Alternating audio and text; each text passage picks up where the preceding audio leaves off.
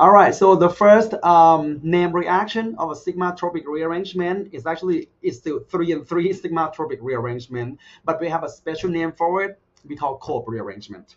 Okay, the Cope is there's a scientist who discovered this reaction. If you remember the Diels order, which is 4 plus 2 cyclo addition, this is 3 plus 3 sigma-tropic rearrangement. So we call Cope rearrangement. Again, do not memorize it. I even don't have that in my memory. All I need to do is just draw the mechanism. All right. So can you draw the mechanism though? Okay. So sigma bond right here is gonna break, and the sigma bond right here is gonna form. Right. So 3 and 3. So 1, 2, 3, 1, 2, 3. All right. Let's do it together. Move the double bond like that. Now that's a new sigma bond. Okay. Now let's talk about the driving force. Why this reaction favor the product? Right. So 85%. You can look at the arrow and see that go to the right. All right. How come though? Well, if the equilibrium favors the formation of the product, it means that the product is more stable. Now the question is, why is the product more stable though? Hint, look at the alkene. These two alkenes are mono-substitute alkenes. Okay, these two. This one, same thing, mono-substitute alkene. But the top right here, this is di-substitute alkene. And that's a driving force. It's more stable than the mono. Okay. Now this we have Cope rearrangement. The next one we call Claisen rearrangement. Don't think that that's another reaction. But no. So exactly same reaction, but it's an oxygen version of it. And Claisen discovered this reaction, and he got this average name. Okay, exactly the same thing. Take a look. So nothing different. Now, what's the driving force? Right. So 90% totally. This guy more stable. The stability of the product comes from the C double bond O, the carbonyl group, right? Which is more stable than C double bond. All right.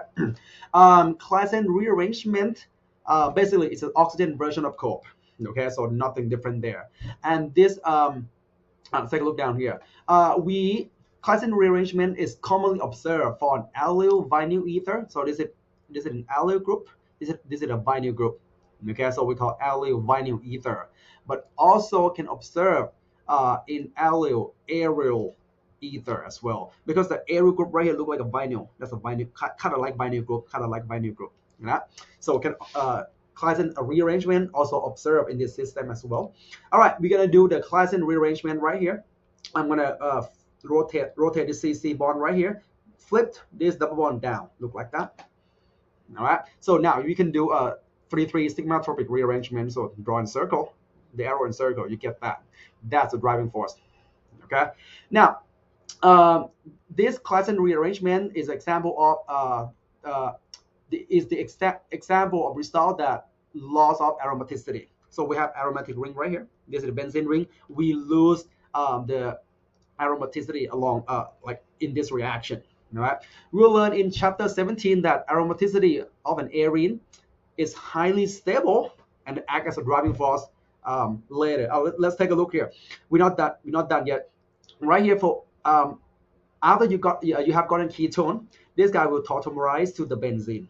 Right. So we learn in chapter 17 that this is really stable, and that's the actual driving force of this reaction.